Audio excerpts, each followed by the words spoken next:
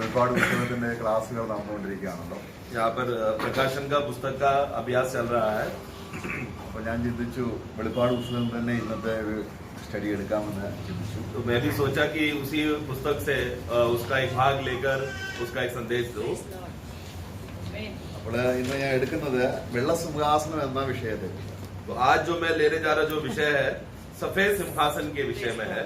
അത് വളരെ മുമ്പോട്ട് ചെന്നുള്ള കാര്യമാണ് നമ്മൾ ചിന്തിക്കുന്നത്. നടക്കാൻ പോകുന്ന വലിയ മുന്നോട്ട് യാത്ര ചെയ്ത് കാണേണ്ട ഒരു കാര്യമാണ് വെള്ളസിംഹാസനം. और वो बहुत ही आगे होने वाली घटना है. भविष्य में एकदम आगे चलकर होने वाला जो घटना होने वाला है उसके विषय में है. ദൈവത്തിന്റെ ന്യായവിധികൾ അനവധിയാണ്. परमेश्वर का जो न्याय है एकदम अनोखा है और अलग अलग प्रकार का है. നമ്മൾ റോമലേഖനം 11:32 വാക്യത്തിൽ വായിക്കുന്ന പോലെ അത് വായിക്കണ്ട. അവിടെ എഴുതിയിരിക്കുന്നത് ദൈവത്തിന്റെ ന്യായവിധികൾ അഗാധമാണ്, വളരെ ജ്ഞാനത്തോടു കൂടിയാണ്, വളരെ പാണ്ഡിത്യത്തോടു കൂടിയാണ് ദൈവം ആ കാര്യങ്ങളെല്ലാം ചെയ്തിരിക്കുന്നത്. पर रोमियो का पुस्तक जब 11 अध्याय में जब पढ़ते समय में उसका 33 अध्याय में वाक्य में वहाँ पर हम पढ़ते हैं परमेश्वर का धन और बुद्धि और ज्ञान क्या ही गंभीर है, उसके विचार कैसे अथाह है और उसके मार्ग कैसे अगम. तो वहाँ पर जो विचार करके जो लिखा गया वो एक्चुअली विचार नहीं, परमेश्वर का न्याय हो करके आना चाहिए बहुवचन में. तो परमेश्वर का जो न्याय जो है वो विचार मतलब वो हम जो सोच भी नहीं सकते उस रीति से अद्भुत रीति से हो रहा है या किया जाएगा. ദൈവത്തിന്റെ ന്യായവിധിയിൽ തെറ്റുപറ്റാൻ പാടില്ല. परमेश्वर जब न्याय करेगा तो उसमें कुछ भी गलती नहीं होना चाहिए. ഇവിടെ നമ്മുടെ സുപ്രീം കോടതിയിൽ ഒരു തെറ്റ് വന്നാൽ അത് നമ്മുടെ ഇന്ത്യ ജനത്തെ മുഴുവനും ബാധിക്കുന്ന ഒരു കാര്യമാണ്. तो हम जानते हैं ना अगर सुप्रीम कोर्ट में यहाँ का न्यायालयों में अगर न्याय करते समय में गलत आदमी को अगर न्याय देता है तो वो एक शर्म का बात होता है, निंदा का बात होता है. അപ്പോൾ ഈ കാര്യം നമ്മൾ കൈകാര്യം ചെയ്യുമ്പോൾ വളരെ ഭയത്തോടുകൂടെ നമുക്ക് അതിലേക്ക് പ്രവേശിക്കാം. इसके लिए इस विषय में जब हम मनन करते समय में हम लोग एकदम भयपूर्वक इस मुद्दे पर हम लोग ध्यान दें. പ്രഥമ ദൃഷ്ടിയ നമ്മള് വെള്ളസിംഹാസനം, ക്രിസ്തുവിന്റെ ന്യായാസനം, അതുപോലെ തന്നെ തേജസ്സിന സിംഹാസനം, ഇങ്ങനെ 3 ന്യായവിധിയുടെ പദങ്ങൾ നമ്മൾ വചനത്തിൽ പുതിയ നിയമത്തിൽ കാണുന്നുണ്ട്. वचन में हम लोग पढ़ते हैं कि महिमा का सिंहासन, मसीह का सिंहासन और ये सफेद सिंहासन, इस तरह 3 प्रकार का अलग अलग समयों में होने वाला न्यायों के बारे में हम देखते हैं. അപ്പോൾ ഇന്ന് നമ്മൾ ചിന്തിക്കുന്നത് ഏറ്റവും അവസാനത്തെ ന്യായവിധി. तो अभी हम लोग जो मनन कर रहे हैं कि सबसे आखिरी होने वाला जो न्याय है जो मनुष्य जात पर आएगा वो है. അതിനുശേഷം ഒരു ന്യായവിധി ഇല്ല. उसके बाद बाइबल में न्याय है करके लिखा नहीं है, उसके बाद नहीं है. അപ്പൊ നമ്മൾ എന്തുകൊണ്ടാണ് അത് ചിന്തിക്കേണ്ടത്? കാരണം അത് നമ്മളോട് ബന്ധപ്പെട്ടതല്ല എങ്കിലും तो ऐसा क्यों है कि उसके बारे में हम लोग उसका अभ्यास करना चाहिए, क्योंकि हमारे विषय में तो वो न्याय है नहीं, फिर क्यों वो पढ़ना चाहिए. അവിടെ ചെല്ലുക എന്നുള്ളത് വളരെ ദയനീയമായ ഒരു അവസ്ഥയാണ്. നരകത്തിലേക്ക് പോകുന്നവർ മാത്രമേ അവിടെ ചെല്ലുന്നുള്ളൂ. तो प्रियो उस न्याय पर जो खड़े हैं और जिसका न्याय होगा मतलब वो एकदम दया वाला अवस्था मतलब एक बुरा अवस्था है, क्योंकि उस न्याय पर जो भी खड़ा है उसका कहां पर जाने के लिए आग का झील में डाला जाने के लोगों को विषय में न्याय हो रहा है. इसलिए एकदम दया वाला अवस्था है वो. हम अगर हम देखेंगे तो നമ്മൾ അവിടെ ചെല്ലാതിരിക്കാൻ കർത്താവ് എന്ത് ചെയ്തു എന്നുള്ളത് നമ്മൾ ഈ വെള്ളസിംഹാസനം വായിക്കുമ്പോൾ നമുക്ക് നല്ലതുപോലെ അത് വ്യക്തമാകുകയും നമ്മൾ വളരെ കടപ്പെട്ട ഒരു നന്ദിയുള്ളവരുമായിരിക്കാൻ ഇടവരുന്നത്. तो इसके लिए ये भागों को जब पढ़ते समय में ये न्याय हमारे ऊपर नहीं आ रहा कि हम उस दिन न्याय के दिन में हम नहीं खड़ा रहेंगे. जब ये भागों को पढ़ते समय में और कितना अद्भुत रीति से भयानक बातें मतलब क्या क्या बातें अद्भुत बातें वहां पर लिखा है उसका भाग ही हम नहीं होंगे करके जब ये बात को देखते समय में तुरंत हम लोग घुटने में अगर प्रभु धन्यवाद कि हमें उस अवस्थे में नहीं उस अवस्थे से हमें बचाया बोलकर धन्यवाद देकर आभारी मन से हम लोग कर्जदार होना चाहिए प्रभु के कि प्रभु ने हमें उस अवस्थे से बचाया. വെളിപ്പാട് പുസ്തകം 20 അധ്യായം 11 വാക്യം മുതലാണ് അത് തുടങ്ങുന്നത്. उसका प्रकाशित अध्याय का पुस्तक का 20वां अध्याय 11 वाक्य से पढ़ते समय में उस भागों को हम देखते हैं. നമ്മുടെ ഈ फिर मैंने एक बड़ा श्वेत सिंहासन और उसको जो उस पर बैठा हुआ है देखा. बस एक देखा. हाँ നമ്മുടെ ഈ ചിത്രത്തിലുണ്ട്. ഇതാണ് വെള്ളസിംഹാസനം. वहाँ पर हम लोग अपने चित्र में हम देख सकते हैं कि वो सफेद सिंहासन के बारे में വളരെ വർഷങ്ങൾ കഴിഞ്ഞാണ് വെള്ളസിംഹാസനം വയ്ക്കപ്പെടുന്നത്. तो वो देखो ना कितना सालों के बाद अंत में वो है रखा जा रहा है. വെള്ളസിംഹാസനത്തിൽ നിന്ന് ഒരു വഴി താപ്പോട്ട് കിടപ്പുണ്ട്. और उसमें से देखो रास्ता एक ही है जो नीचे की ओर ही जा रहा है. അതാണ് തീയും ഗന്ധവും കത്തുന്ന ലേക്ക് ഓഫ് ഫയർ. जो जिसको हम आग का झील कहते हैं. അപ്പൊ അവിടെ നമ്മള് ഈ സിംഹാസനത്തിലേക്ക് നമ്മള് നോക്കുമ്പോൾ इस सिंहासन का खासियत जब हम पढ़ते हैं വലിയ ഒരു വെള്ള സിംഹാസനമാണ്. वो क्या लिखा है, एक बहुत बड़ा श्वेत सिंहासन, एक बड़ा श्वेत सिंहासन है वो, सादा सिंहासन नहीं, बड़ा है वो. അവിടെ ചില പഠിപ്പീരികളിൽ ചില വ്യത്യാസങ്ങൾ ഉണ്ടെങ്കിലും നമ്മള് ഇവിടെ ചിന്തിക്കുന്നത് ആ സിംഹാസനത്തിൽ ഒരാൾ മാത്രമേ ഇരിക്കുന്നുള്ളൂ. तो और आगे पढ़ना, श्वेत सिंहासन है और उसको जो उस पर बैठा हुआ है, तो उस पर बैठा हुआ है. मतलब वो बोलते समय में वो एक व्यक्ति के बारे में बोला है, मतलब बहुवचन के विषय में नहीं बोला है, एक जन उस पर बैठा है करके लिखा है. അപ്പൊ നമ്മള് അപ്പോസ്തലപ്രവൃത്തി 17:31 ദൈവം ഒരു കാര്യം ലോകത്തിന് വെളിപ്പെടുത്തുകയാണ്. താൻ നിയമിച്ച പുരുഷൻ മുഖാന്തരം ലോകത്തെ ന്യായം വിധിപ്പാൻ ദൈവം ഒരു പുരുഷനെ കണ്ടെത്തി അവനെ മരിച്ചവരിൽ നിന്ന് എഴുന്നേൽപ്പിച്ചതിനാൽ ദൈവം അതിന് ഉറപ്പ് കൊടുത്തിരിക്കുകയാണ്. ഈ സിംഹാസനത്തിൽ ഇരിക്കുന്നത് കർത്താവായ യേശു ക്രിസ്തുവാണ്. तो हम लोग प्रेरितों का कार्य जब उसका 17 अध्याय में हम पढ़ते समय में उसका 31 पढ़ना 31. क्योंकि उसने एक दिन ठहरा है, हाँ. जिसमें वह उस मनुष्य के द्वारा हाँ. धर्म से जगत तो देखो, एक दिन ठहरा के उसमें एक मनुष्य को उसमें उसको ठहराया है जो धर्म के साथ न्याय कर हाँ. उस समय में ही परमेश्वर का इंसाफ लाएगा.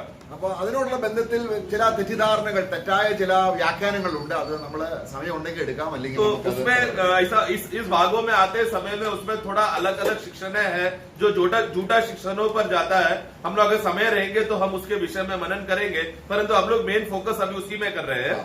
എന്നാൽ അടുത്ത വാക്യം നമ്മൾ വായിക്കുന്ന ആ വാക്യത്തിൽ തന്നെ 21 അവന്റെ സന്നിധിയിൽ നിന്ന് ഭൂമിയും ആകാശവും ഓടിപ്പോയി. हम लोग उसका 20 का 11 का आखिरी भाग हम पढ़ेंगे. उसके ऊपर हाँ नहीं, उसके पहले उसके सामने से पृथ्वी और आकाश भाग गए. बस पृथ्वी और आकाश भाग गया. അപ്പൊ അങ്ങനെ നമ്മൾ ചിന്തിക്കുമ്പോൾ ഓടിപ്പോയി എന്നുള്ള ആ പദം വെച്ച് എങ്ങനെയാണ് ഹിന്ദിയിലത്? भाग गया, ഭാഗ്യ ഓടിപ്പോയി, ശരിയാണ്. मतलब भाग गया, मतलब चल के भाग गया करके दौड़ के गया. तो ऐसा अर्थ में आएगा क्या? എന്നാൽ അതിന്റെ ആ യഥാർത്ഥ അതിന്റെ ഗ്രീക്ക് ഭാഷാന്തരത്തിൽ ഷ്രിങ്ക് എന്നാൽ ചുരുങ്ങിപ്പോയി. കർത്താവിന്റെ അടുക്കിലേക്ക് ആകാശവും ഭൂമി ഓടി വന്നു കർത്താവിന്റെ അടുക്കിലേക്ക് വന്ന് ചുരുങ്ങി ഇങ്ങനെ താഴെ നിൽക്കുക എന്നുള്ള അർത്ഥത്തിലാണ്. उसका ग्रीक भाषा में परिभाषा में जब हम पढ़ते समय में जो ओरिजिनल परिभाषा में इस रीति से लिखा है कि वो सिकुड़ गया, वो छोटा हो गया. मतलब वो न्याय, मतलब वो आकाश और प्रभु के और के पास आकर वो लोग सिकुड़ते प्रभु के सामने दंडवत करके नीचे गिर के सिकुड़ गए, छोटा हो गए. ऐसा अर्थ में आता है. കാരണം ഈ ന്യായവിധിക്ക് ആകാശവും ഭൂമിയും ദൈവത്തിന് വേണം. क्योंकि अभी ये न्याय करते समय में परमेश्वर को ये आकाश और भूमि चाहिए.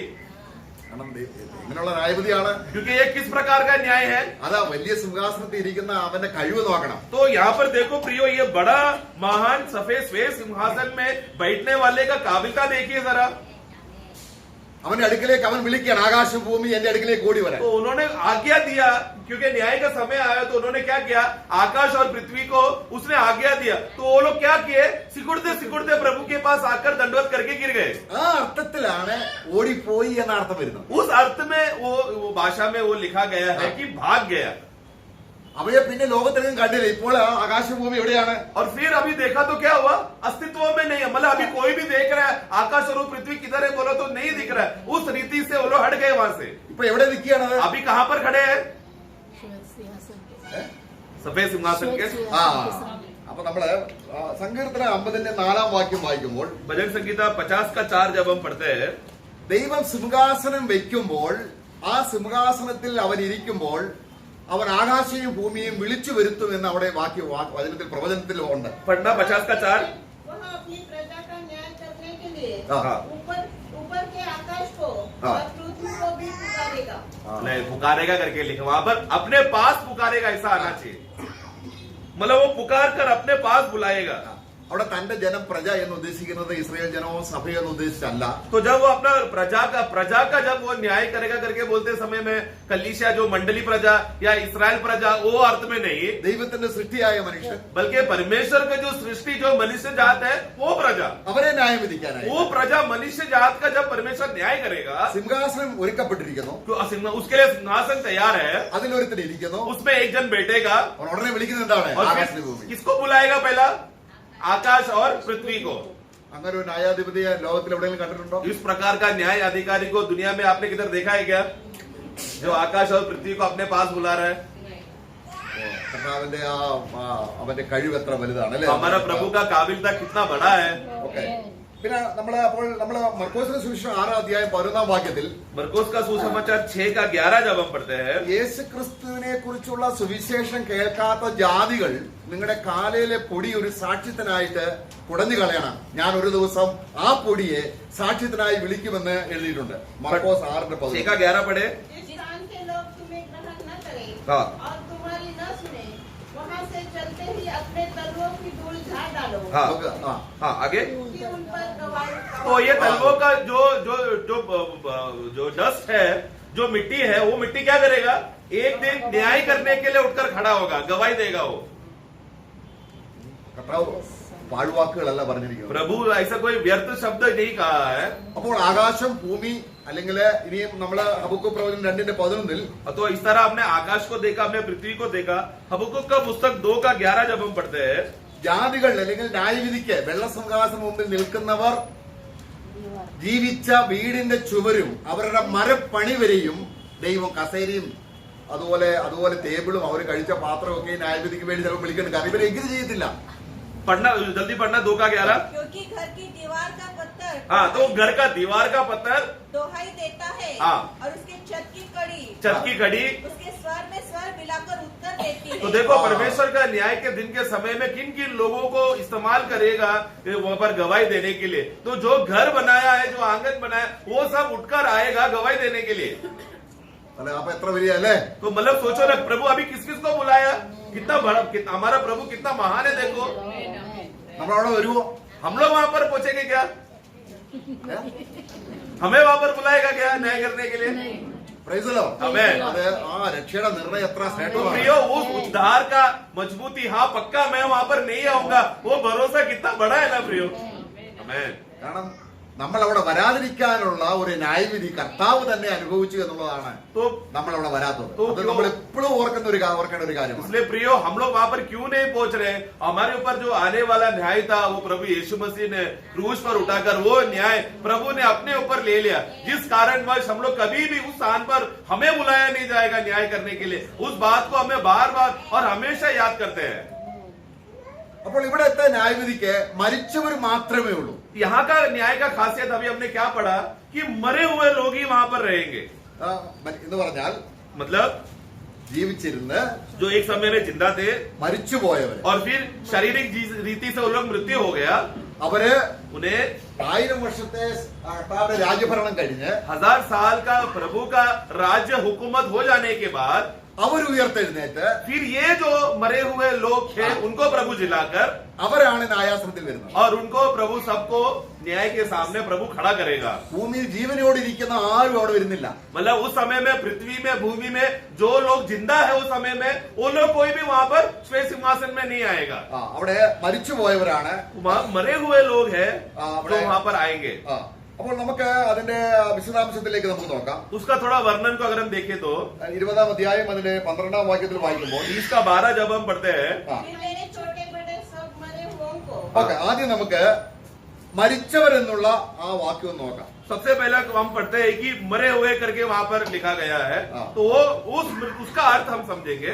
അപ്പൊ മരിച്ചവരെന്ന് പറഞ്ഞാൽ मरे हुए लोग मतलब ആത്മാവിലും जो आत्मा में ശരീരത്തിലും और शारीरिक रीति से മരിച്ചുപോയ मर गए ആദാം മുതൽ आदम से लेकर 1000 ആണ്ട് വാഴ്ച കഴിയുന്നത് വരെയുള്ള और 1000 साल का राज्य का अंत तक होने तक മരിച്ചുപോയോ जितने लोग मर गए, അവരെല്ലാം ഇവിടെ വരും. वो लोग सब कहाँ आएगा? श्वेत सिंहासन के सामने। ये श्वेत सिंहासन के सामने വെള്ള आएगा। സിംഹാസനത്തിന് മുമ്പിൽ വരും.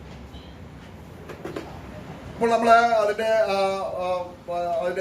യോഹന്നാന്റെ സുവിശേഷം അതിന്റെ 5-ാം അധ്യായം 29-ാം വാക്യത്തിൽ യോഹന്ന का सुसमाचार 5 का 29 जब पढ़ते हैं, അവിടെ നന്മ ചെയ്തവർ ജീവനായും तो वहां पर देखो, हाँ पढ़ना, जिन्होंने भलाई की है हाँ वे वो जीवन के, तो जिसने भलाई किया वो जीवन के लिए, और जो जिन्होंने बुराई किया, की है वे हाँ, दंड के पुनरुत्थान के लिए जीव हाँ। हाँ जो बुराई किया है वो दंड का पुनरुत्थान के लिए उठाया जाएगा। ആ മരണത്തിന്റെ ന്യായവിധിക്കായുള്ള മരണത്തിന്റെ ന്യായവിധിയെ കുറിച്ചാണ് നമ്മൾ ഈ വെള്ള സിംഹാസനത്തിൽ तो കാണുന്നത്. ये जो बुराई करके जो मरे हुए लोग हैं, वो लोग एक दंड का पुनरुत्थान होकर हाँ। वो लोग खड़े रहेंगे। कहाँ पर? श्वेत सिंहासन में। ഇപ്പൊ നന്മ ചെയ്തവർ എന്ന് പറഞ്ഞ അർത്ഥം എന്താണ്? तो भलाई किया मतलब क्या? യേശു കർത്താവിനെ यीशु मसीह को രക്ഷിതാവായി സ്വീകരിച്ച് उद्धारकर्ता मुक्तिदाता करके स्वीकार के അവരുടെ കർത്തൃത്വം അംഗീകരിക്കുന്ന और यीशु मसीह का प्रभुत्व को स्वीकार करके അവർ ജീവനായി കൊണ്ടു. उन लोगों ने जीवन के लिए पुनरुत्थान हुआ, അത് വേറെ, तो वो अलग ही झुंड है वो लोग। അതല്ല അവൻ. तो എന്നാൽ वहां पर नहीं, वो लोग नहीं, അപ്പൊ അവർക്കും उनको തിന്മ ചെയ്തവർ और जिन्होंने बुरा किया। എന്റെ അർത്ഥം എന്താണ്? बुरा किया मतलब क्या? प्रभु को स्वीकार കർത്താവിനെ സ്വീകരിക്കുക. यीशु मसीह को नहीं स्वीकारा, वही बुरा काम है। അപ്പൊ ഇവർക്ക് തമ്മിലുള്ള വിടവ് എത്രയാണ്? इन दोनों के बीच में अंतर कितना है? 1000 വർഷം. तो 1000 साल का वो गैप के बाद है ആ, अंतर होगा। നമുക്ക് വായിക്കാം 20 അധ്യായം. देखो वहां पर देखो, जो भले करने वालों का न्याय होगा और बुरे करने वालों का न्याय होगा, तो ये भले बुरे का जब न्याय करेगा उसमें अंतर कितना है? 1000 साल के पहले अच्छे लोगों का न्याय करेगा और 1000 साल के बाद बुरे लोगों का न्याय ഓക്കെ, करेगा। ഓക്കെ. 20ന്റെ അതിന്റെ 5ാം വാക്യത്തിൽ 20 का 5 जब हम पढ़ते हैं, മരിച്ചവരിന് ശേഷമുള്ളവർ 1000 ആണ്ട് കഴിയുവോളം ജീവിച്ചില്ല. जब तक ये 1000 वर्ष पूरे न हुए ആ, ഓക്കെ. हाँ, जब तक 1000 वर्ष पूरे ना हुए आगे, तब तक शेष मरे हुए न जीवित। हाँ देखो ये मरे हुए लोग तब तक का उनका पुनरुद्धान नहीं हुआ। ആ, അപ്പോൾ ഇവിടെ നമ്മള് ദൈവത്തിന്റെ ഈ വെള്ള സിംഹാസനം വയ്ക്കുമ്പോൾ तो ये श्वेत सिंहासन जब प्रभु रखेगा, ലോകത്തിലുള്ളവരെല്ലാം संसार के सभी मनुष्य जात, അപ്പോഴാണ് നമ്മളെ 1000 വർഷത്തെ ഭരണത്തിൽ നമ്മൾ കാണുന്നുണ്ട്. तो हम लोग ये विषय 1000 वर्ष का राज्य का हुकूमत में हम देखते हैं। അതിന്റെ 7ാം വാക്യത്തിൽ उसका 7वां वाक्य 20 का, जब 1000 वर्ष पूरे हो चुकेंगे, ആ 1000 വർഷം കർത്താവ് രാജ്യം ഭരിച്ചു കഴിഞ്ഞതിന് ശേഷം मतलब क्या पूरे हो गए? मतलब क्या? वो 1000 साल प्रभु ने यीशु मसीह का धार्मिकता का सिंहासन को राज्य और हुकूमत करके खत्म होने के बाद ആ, എന്താണ് സംഭവിക്കുന്നത്? फिर क्या हो रहा है? एक घटना वहां पर, हाँ, शैतान को छोड़ दिया जाए। छोड़ दिया गया। അല്പസമയത്തേക്ക് थोड़े समय के लिए സാത്താനെ അഴിച്ചുവിടും. शैतान को छोड़ा गया है। ആ, അഴിച്ചുവിടുമ്പോൾ ആ 20ന്റെ 8ാം വാക്യത്തിൽ വായിക്കുന്നുണ്ട്. और फिर 8वां वाक्य में लिखा है, वो उन जातियों को हाँ। जो पृथ्वी के चारों ओर होगी। ആ, ഓക്കെ, ഓക്കെ, ഓക്കെ. അപ്പോൾ അവിടെ ഗോഗ് മാഗോഗ് യുദ്ധം എന്ന് പറയുന്ന ഒരു യുദ്ധം ഉണ്ടാവും. तो वहां पर चारों की पृथ्वी में चारों तरफ फैले हुए लोगों को एक जगह पर एकत्र कर कहां पर एकत्र किया जाएगा? गोग मगोग के जगह का एक जगह पर एकत्र करके वहां पर युद्ध होगा। അപ്പോൾ ഇതിനെക്കുറിച്ച് നമ്മൾ എസ്കേൽ പ്രവചനം 38ഉം 39ഉം അധ്യായങ്ങളിൽ ഉണ്ടത്. एसेकिएल का पुस्तक 38 अध्याय 39 अध्याय में इसका एक छोटा भाग वहां पर देखते हैं। ആ, അവിടെ ഈ യുദ്ധത്തെ കുറിച്ച് വായിക്കുന്നുണ്ട്. इस युद्ध के बारे में हम पढ़ते हैं। നമ്മള് അത് എല്ലാം എടുത്ത് വായിക്കാൻ നമുക്ക് സമയമില്ല. वो सब हम ले रहे नहीं है समय बचाने के लिए। അപ്പോൾ ഈ യുദ്ധത്തിന് സാധനങ്ങൾ വേണ്ടേ, സാമഗ്രികൾ വേണ്ടേ? अभी ये युद्ध अगर जब होएगा तो उसके लिए उपकरण चाहिए ना, युद्ध करने के लिए हथियारें चाहिए ना। ഏ? ഇത് युद्ध कर रहा है तो हाँ। हथियार तो लगेगा ना। ഇന്നത്തെ യുദ്ധോപകരണങ്ങൾ, മിസൈല്, ബോംബ് അല്ലെങ്കിൽ ഇന്നത്തെ ആധുനികമായ കാര്യങ്ങൾ അങ്ങനെയൊന്നും ഇല്ലാത്തൊരു കാലമാണ്. तो प्रियो 1000 साल के जब शुरू होगा उसका खासियत क्या होगा? अभी का जो हम लोग जो सबसे मॉडर्न टेक्नोलॉजी, सबसे एकदम बंदूकें, मिसाइल, बॉम्ब जैसा जो हथियार है, आधुनिक टेक्निक जो उपकरण जो अभी हम देखते हैं, 1000 साल में वो सब नहीं होगा। तो वो सब बातें अंत समय में युद्ध करने के लिए ये सब हथियार उस दिन नहीं रहेगा। അപ്പോൾ അവിടെ നമ്മൾ വായിക്കുന്നുണ്ട്, परंतु हम एक भाग पढ़ते ഈ हैं, ഗോഗുമാവ് യുദ്ധം പ്രിയ നഗരത്തെ അല്ലെങ്കിൽ യെരുസലേമിൽ ക്രിസ്തുവിനെയും അവന്റെ ജനത്തെയും നശിപ്പിക്കാനായിട്ടാണ് ലോകജാതികളെല്ലാം വരുന്നത്. तो ये क्या होगा 1000 साल का अंतिम समय में जब शैतान गोग मगोग के जगह पर पृथ्वी के सभी लोगों को एकत्र करेगा? क्यों करेगा? प्रभु का प्रिय नगर जो यरूशलेम नगर को वो लोग खत्म करने के लिए, वहां पर युद्ध करने के लिए, प्रभु और उसके प्रजा लोगों को खत्म करने के लिए एकत्र हुआ करके हम पढ़ते हैं। യേശു രാജ്യം ഭരിക്കുമ്പോൾ जब यीशु मसीह प्रभुत्व में सिंहासन में बैठकर 1000 साल हुकूमत जब करेगा, എല്ലാ ഇസ്രായേലിനോടും പറയും, सभी इस्राएलियों को कहेगा നിങ്ങളുടെ യുദ്ധോപകരണങ്ങളെല്ലാം തീയിട്ട് നശിപ്പിക്കാൻ പറയും. तुम्हारा जो भी हथियार है जो तुमने लाया रहेगा उस सबको जला दो। നമ്മളത് വായിക്കാം. उसको पढ़ेंगे। ഇത് വളരെ ആത്മീയ അർത്ഥമുണ്ട് കേട്ടോ. प्रियो इसमें आत्मिक अर्थ भी है। हाँ, നമുക്ക് അതിന്റെ യെശയ്യാവിന്റെ പുസ്തകം 2:4 यशायाह का पुस्तक 2:4 हम पढ़ेंगे। यशायाह 2:4। वो जाति जाति का न्याय करेगा और देश देश के लोगों के झगड़ों को मिटाएगा और वे अपनी तलवारें पीट कर हल्के फाल और अपने भालों को हंसिया बनाएंगे। तब एक जाति दूसरी जाति के विरुद्ध फिर तलवार न चलाएगी, हाँ। न लोग भविष्य में युद्ध की विद्या सीखेंगे। നോക്കുക, യേശു രാജ്യം ഭരിക്കുമ്പോൾ तो എന്താണ്? ये प्रभु का जब 1000 साल का हुकूमत जब प्रभु वहां पर अधिकार में आएगा तो युद्ध करने का विद्या लोग नहीं सीखेंगे। വളരെ സമാധാനമാണ്. क्योंकि पूरा शांति रहेगा. നമ്മൾ 1000 വർഷം ക്രിസ്തു ഭരിക്കുമ്പോൾ യുദ്ധമില്ല. ഇത് നമ്മൾ ഇന്ന് കർത്താവിന്റെ ആത്മാവിൽ ജീവിക്കുമ്പോൾ ജഡത്തിന്റെ യുദ്ധം അങ്ങോട്ടും ഇങ്ങോട്ടും സഹോദരി സഹോദരന്മാരും അങ്ങനെ ഒന്നും വഴക്കുണ്ടാക്കരുത്. शांतമായ ഒരു ഭരണമാണ് നമുക്കിത് വേണ്ടത്. इसके लिए प्रियो ये आत्मिक रीति से जब हम लोग समझते समय में जिस तरह प्रभु 1000 साल वहां पर हुकूमत कर रहा है, आज प्रभु कहां पर हुकूमत कर रहा है, राज्य कर रहा है मंडली के अंदर, विश्वासियों के अंदर. इसलिए विश्वासियों के अंदर रहते समय में हमारा जो शारीरिक अभिलाषा की वजह से या शारीरिक स्वभाव की वजह से एक भाई दूसरे भाई के साथ झगड़ा कर रहा है, बहन बहन के साथ या भाई बहन के साथ, इस तरह का झगड़ा, इस तरह का गुस्सा, इस प्रकार का ईर्ष्या मंडली में दिखाई नहीं देना चाहिए, क्योंकि प्रभु का हुकूमत वहां पर मंडली में चल रहा है. നമുക്ക് ആയുധം, യുദ്ധത്തിന് ആയുധം ഉണ്ടോ? तो हथियार, युद्ध के लिए हथियार है क्या? ഉണ്ട്, है ना. ഞങ്ങളുടെ ആയുധങ്ങൾ ജഡീയങ്ങളല്ല. हमारा हथियार जो शारीरिक नहीं तो है, हथियार है. പ്രാർത്ഥന എന്ന ആയുധം तो प्रार्थना करके जो एक हथियार है ना, ജഡത്തിന്റെ ആയുധമല്ല. शारीरिक हथियार नहीं रहेगा. ഒരു സമാധാനമായ അന്തരീക്ഷം കർത്താവ് കൊണ്ടുവരുമ്പോൾ ജഡത്തെ എന്ത് തീ ഇട്ട് കളഞ്ഞു. तो प्रभु मतलब यहाँ पर अर्थ का मतलब क्या, देखो शांति का जब राज्य प्रभु हुकूमत करेगा, हमारे अंदर का जो शारीरिक स्वभाव का जो हथियार है, झगड़ा, ईर्ष्या, द्वेष, भेदभाव, ये सब हथियारों को प्रभु क्या कर रहा है, उसको तोड़ मोड़ कर क्रूस पे खत्म किया, ताकि मंडली में संपूर्ण शांति और समाधान में जिए. ये अभी आत्मिक रीति से अभी हो रहा है, उस दिन 1000 साल में शारीरिक रीति से होगा. ഇപ്പൊ നമ്മുടെ യുദ്ധം വിശ്വാസികളോടല്ല. तो इसलिए अभी हमारा युद्ध एक दूसरे विश्वासियों के साथ नहीं, ഒരു മനുഷ്യനോടുമല്ല, और ना ही कोई मनुष्य के साथ है, സാത്താനോടാണ്. बल्कि शैतान और दुष्टात्मा सेनाओं के बीच में है. ഓക്കെ, ഇവിടെ നമ്മൾ കാണുകയാണ് ദൈവം കർത്താവ് ഒരു ആയുധവും എടുക്കാൻ തന്റെ ജനത്തെ അനുവദിക്കുക. तो यहाँ पर हमने अभी ऐसे में हमने क्या पढ़ा कि कोई भी प्रकार का हथियार को इस्तेमाल करने के लिए प्रभु ने उस समय में मनाही किया है. നമുക്ക് ഒരു വാക്യം കൂടെ വായിക്കാം. और एक वाक्य उसके साथ पढ़ेंगे. മീഖാ പ്രവചനം 4:3 അതുണ്ട്. കർത്താവ് രാജ്യം ഭരിക്കുമ്പോൾ मीका का पुस्तक 4:3 पढ़ते समय में वहां पर भी कहता है कि प्रभु जब हुकूमत करेगा, वह बहुत देशों के लोगों का न्याय करेगा और दूर दूर तक की सामर्थ्य जातियों के झगड़ों को मिटाएगा. इसलिए वे अपनी तलवारें पीटकर हल्के फाल और अपने भालों से हंसिया बनाएंगे. तब एक जाति दूसरी जाति के विरुद्ध तलवार फिर न चलाएगी. मैं 1000 വർഷം എത്ര ശാന്തിയാണ്. प्रियो 1000 साल का जो समय रहेगा, कितना शांति वाला नगर रहे समय रहेगा. നമ്മൾ എസ്കേൽ 38 അധ്യായം एजेकियल का 38 में 39 39 अध्याय അതിന്റെ 7 മുതൽ 9 വരെയുള്ള വാക്യം കൂടെ उसका വായിക്കാം. 7 से 9 भी पढ़ना. मैं अपनी प्रजा इस्राएल के बीच अपना नाम प्रकट करूंगा और अपना पवित्र नाम फिर पवित्र न होने दूंगा. तब जाति जाति के लोग भी जान लेंगे कि मैं यहोवा इस्राएल का पवित्र हूँ. यह घटना होने वाली है और वह हो जाएगी. परमेश्वर यहोवा की यही वाणी है. ये वही दिन है जिसकी चर्चा मैंने की है. 9 पढ़ना. तब इस्राएल के नगरों के रहने वाले निकलेंगे और हथियारों में आग लगाकर जला देंगे. ढाल और फांसी, धनुष और तीर, लाठी, बच्चे, सबको वे 7 वर्ष तक जलाते रहेंगे. അവരത് അവരുടെ ആയുധങ്ങളെല്ലാം കത്തിച്ച് കളയാൻ तो वो पूरा हथियारों को खत्म करने के लिए, जलाकर राख करने के लिए कितना टाइम जाएगा? 7 साल जाएगा. ഇതിന്റെ ആത്മീയാർത്ഥം എന്താണ്? इसका आत्मिक अर्थ क्या है प्रियो?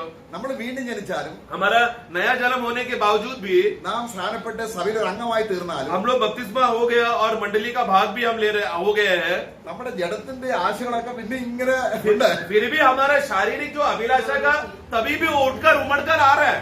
അപ്പൊ ക്രൂശീകരണം പിന്നെയും പിന്നെയും എന്ത് ചെയ്യുന്നു? तो क्रूस में हमें क्या करना है? ये जो हथियार जो आत्मा के खिलाफ उठकर आया है, उसको काट के क्रूस में डालना है, जला देना है. നമുക്ക് ആ ക്രൂശ് വളരെയധികം നമുക്ക് പ്രയോജനപ്പെടണം. इसके लिए क्रूस आज हमारे लिए लाभदायक होना चाहिए, फायदा होना, उसका इस्तेमाल करना है हमें आज, അത് തീയിട്ട് തന്നെ ചുട്ടുകളയുക. और उसको जलाकर राख करना है. പ്രൈസലോ. मैं കർത്താവ് രാജ്യം ഭരിക്കുമ്പോൾ അങ്ങനെയുള്ള അനേക നല്ല കാര്യങ്ങൾ ചെയ്യുന്നത് നമ്മുടെ കാണാൻ കണ്ണ് തുറക്കപ്പെടുമാറാകട്ടെ. तो इसके लिए प्रियो प्रभु इस रीति से हुकूमत करते समय में शांति के लिए क्या क्या बातें प्रभु करेगा, ये बात समझने के लिए सचमुच हमारा आत्मिक नजरिया भी खुलने के लिए प्रार्थना करें. എന്നാൽ ജാതികളുടെ ആയുധങ്ങൾ നോക്കാം. और अन्य जातियों का हथियारों को देखेंगे तो അവിടെ നോക്കുക. കർത്താവ് രാജ്യം ഭരിക്കുമെങ്കിലും प्रभु भले ही राज्य कर रहा है. ഇത് ഇസ്രയേൽ ഗ്രഹത്തിലുള്ള കാര്യമാണ് പറഞ്ഞത്. अभी हमने एजेकियल 39 में अभी जो आगे जो भी पढ़ा, वो इजराइल के घरानों में जलाया करके कहा, पढ़ा हमने. എന്നാൽ ജാതികൾ തങ്ങളുടെ ആയുധങ്ങൾ നശിപ്പിക്കുകയില്ല എന്ന് നമ്മളെ 38 യശയ്യാവിന്റെ 38 1 മുതൽ 7 വരെയുള്ള വാക്യങ്ങൾ വായിക്കുമ്പോൾ കാണാൻ കഴിയും, നമ്മളത് വായിക്കണമെന്നില്ല. एजेकियल का पुस्तक उसका 38 अध्याय 1 से 7 पढ़ते समय में पढ़ना नहीं, वहां पर हम देखते हैं कि अन्य जाति लोग वो हथियार को नहीं इस तरह जलाएंगे. അല്ലെങ്കിൽ 4 മുതൽ വായിച്ച് 4 से पढ़ो. मैं तुझे घुमा ले आऊंगा और तेरे जबड़ों में आंकड़े डालकर तुझे निकालूंगा और तेरी सारी सेना को भी अर्थात घोड़ों और सवारों को जो सबके सब कवच पहने हुए एक बड़ी भीड़ है. ഓക്കെ, ഇവിടെ വലിയൊരു ജനം तो एक बड़ी भीड़ है. രാജ്യം ഭരിക്കുമ്പോൾ തന്നെയാണ്. ये प्रभु का राज्य हुकूमत चलते समय की बात है. പക്ഷെങ്കിൽ സാത്താന് കെട്ടിയിട്ടിരിക്കുന്നത് കൊണ്ട്, परंतु क्योंकि शैतान को बंदीगृह में अगाध कुंड में डाल के बांध के रखा है, उसके अंदर वो है, इसके लिए इसकी वजह से ഇവർക്കിത് ഉപയോഗിക്കാൻ കഴിയുന്നില്ല. इन बाकी जो दुनिया के संसार के लोगों को वो उपकरणों को इस्तेमाल करने का अभिलाषा उमड़ कर नहीं आ रहा है.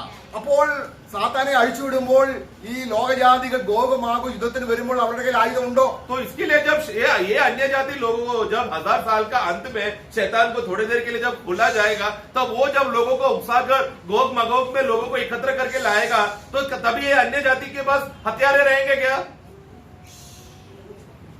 ये हथियार आएगा ना, ये हथियार को खत्म नहीं किया, ആയുധം കൊണ്ടാണ് വരുന്നത്. तो तभी वो लोग क्या करेंगे? ये लोग 1000 साल की शुरुआत में हथियार इस्तेमाल करने का उत्सुकता उनके अंदर नहीं आ रहा है, तो वो उसको साइड में रखेंगे. 1000 साल के अंत में क्या करेगा? शैतान उकसाने के वजह से वही हथियार उठाकर वो लोग गोग मगोग में युद्ध करने आएगा. എന്നാൽ ഇസ്രായേലിന്റെ കയ്യിൽ ആയുധമുണ്ടോ? और उस समय में इसराइल के हाथ में युद्ध हथियार होगा क्या? ഇല്ല. उनका तो जला दिया ना. അപ്പോൾ കർത്താവ് എന്ത് ചെയ്യും? तब प्रभु क्या करेगा? തന്റെ ജനത്തെ, ആയുധമില്ലാത്ത ജനത്തെ ആക്രമിക്കാൻ तो വരുമ്പോൾ, जब जो जिसके अपना प्रभु का अपना प्रजा इसराइल के पास हथियार नहीं है, ऐसे लोगों को जब प्रभु बचाने आएगा, അതാണ് നമ്മള് 20ാം അധ്യായത്തിൽ നമ്മൾ വായിക്കുന്നത്. उसी को हम लोग प्रकाशित अध्याय पुस्तक का 20वां अध्याय में जब पढ़ते हैं, കർത്താവ് ആകാശത്ത് നിന്ന് ഇറങ്ങി വന്ന്, പ്രഭു സ്വയം- അവിടെ വായിക്കാം, അവിടെ അതിന്റെ 9ാം വാക്യം. वाक्य 9 20 का 9. वे सारी पृथ्वी पर फैलकर पवित्र लोगों की छावनी और प्रिय नगर को घेर लेंगी हाँ। और आग स्वर्ग से उतरकर उन्हें भस्म कर देगी. നോക്കുക. तो क्या होगा? आग उतर कर आएगा स्वर्ग से. അപ്പൊ ഇസ്രായേലിന്റെ ആയുധം നശിപ്പിച്ച് കളയും. तो प्रभु तो इसराइल का हथियार को तो जलाकर खत्म कर दिया है. അപ്പൊ നമ്മൾ ആയുധം നമ്മൾ കരുതേണ്ട ആവശ്യമില്ല. तो इसके लिए युद्ध में हमारा हथियार, अरे हमारे पास हथियार नहीं है बोलकर घबराने का नहीं. അതാണ് നമ്മൾ ഒന്നിനെ കുറിച്ച് ചിന്തിച്ച് ഭാരപ്പെടണ്ട. इसलिए प्रभु ने क्या कहा कि कोई भी विषय पर तुम लोग व्याकुल ना हो, चिंतित ना हो, നമ്മുടെ ഏത് വിഷയത്തിലും കർത്താവ് ഇറങ്ങി വരും. क्योंकि हमारे कोई भी विषय के लिए प्रभु स्वयं उतर कर आकर कार्य करेगा. ഇനി ഹർമദോൻ യുദ്ധം നോക്കുമ്പോഴോ, अभी आर्मगदोन का युद्ध का देखेंगे तो ഹർമദ യുദ്ധം നമ്മുടെ 7 വർഷത്തെ പീഡന സമയത്തിന്റെ അവസാന സമയത്ത് ഉണ്ടാകുന്ന ഹർമദ യുദ്ധം. आर्मगदोन का युद्ध हमको मालूम है ना, 7 साल के महाक्लेश के बाद उसका अंतिम समय में होने वाला युद्ध है. അത് സക്രിയ പ്രവണത്തിലുണ്ട്. वो उसके विषय में जकरिया का पुस्तक में भी हम पढ़ते हैं. അവിടെ ഈ ലോകജാതികളെല്ലാം ഇസ്രായേലിനെ ആക്രമിക്കാൻ വരും. वहां पर भी क्या होगा? जाति के पूरा सेना मिलकर इसराइल को चारों ओर फैलकर आक्रमण करने आएंगे. എത്ര നാൾ യുദ്ധം തുടരും? तो युद्ध कितना दिन चलेगा? ഇസ്രായേലിന്റെ ആയുധം മുഴുവനും തീരുന്നത് വരെ. जब तक इसराइल का हथियार पूरा खत्म नहीं होता, मतलब उनको गोली मारने के लिए गोलियां नहीं है, हाँ। जब तक वो खत्म नहीं होता हाँ। तब तक युद्ध चलते रहेगा. അപ്പോൾ അവർ മാനസാന്തരപ്പെടും. तब वो लोग पश्चाताप करके मन फिराएंगे. അവർ കുത്തിവങ്ങളിലേക്ക് നോക്കും. जिसको चुबाया है उसको देखेगा. അപ്പോൾ അവർക്ക് വേണ്ടി കർത്താവ് ഇറങ്ങി വരും. तब क्या होगा?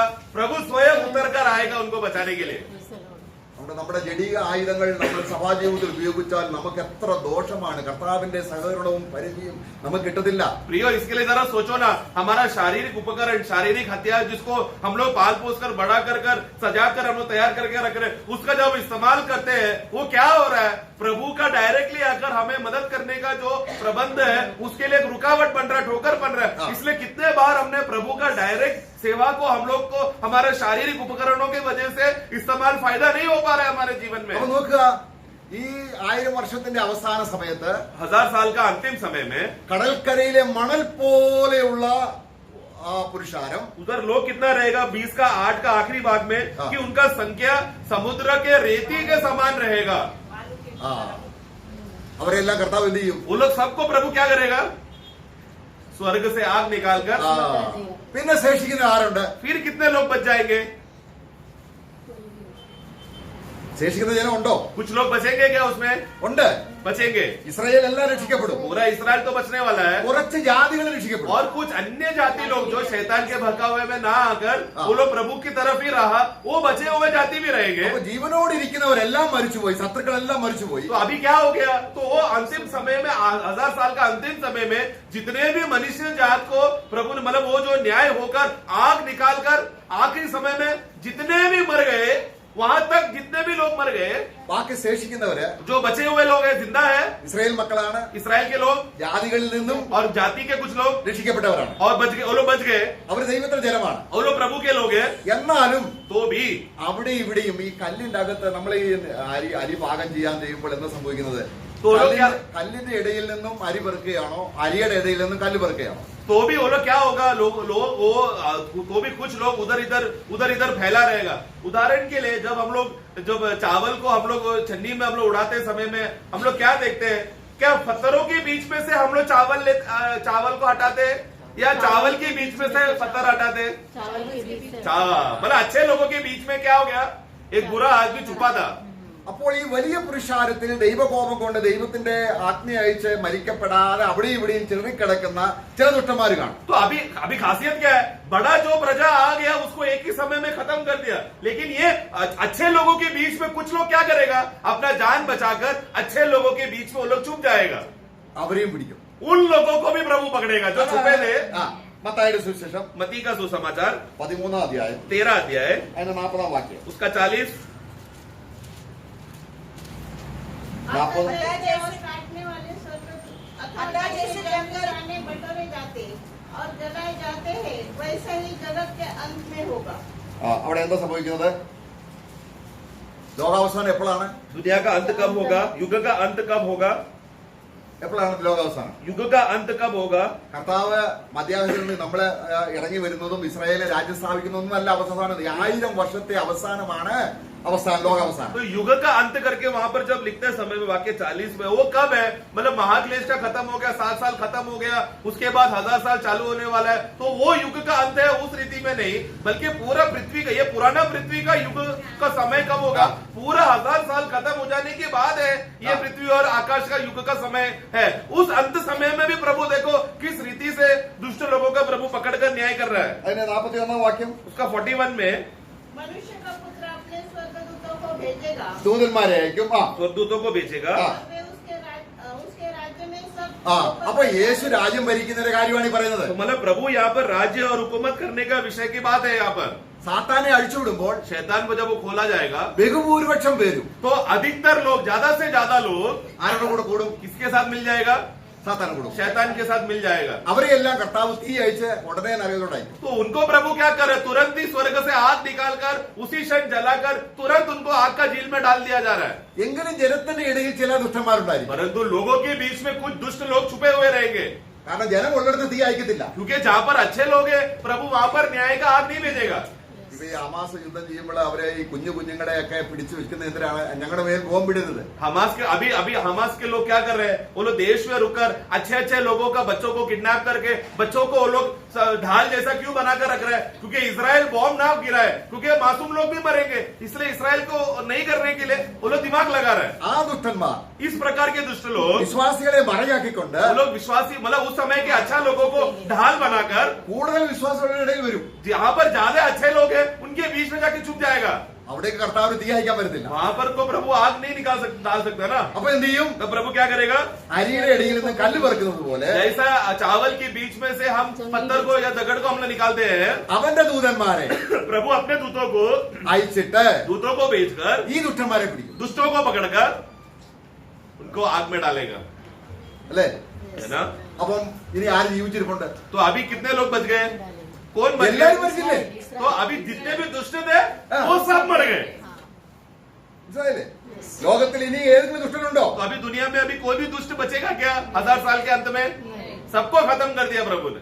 Praise the Lord. मैं അങ്ങനെ മരിച്ചവരാണ്. इस रीति से ऐसा दुष्ट लोग जो जितने लोग मर गए, മരിച്ചവർ മാത്രം ശേഷിക്കും. सिर्फ मरे हुए लोग ही बच गए। अभी वो मरे हुए लोग वो कहाँ आएगा? स्वेसिया से हाँ।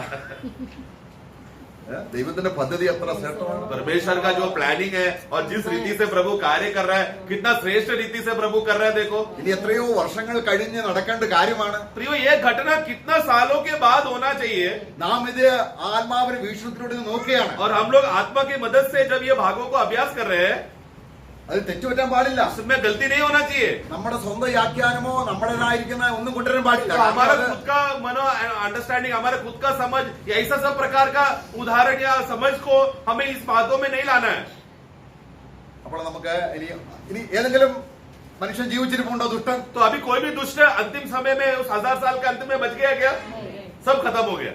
പ്രൈസ് അല്ലോ. मैं നമ്മൾ എന്തുകൊണ്ടാണ് പ്രൈസോട് പറയുന്നത്? हम लोग क्यों प्रेज लॉर्ड बोल रहे हैं? हमको बचाए. ആ, कि हम तो दिन में नहीं है. ഓക്കെ.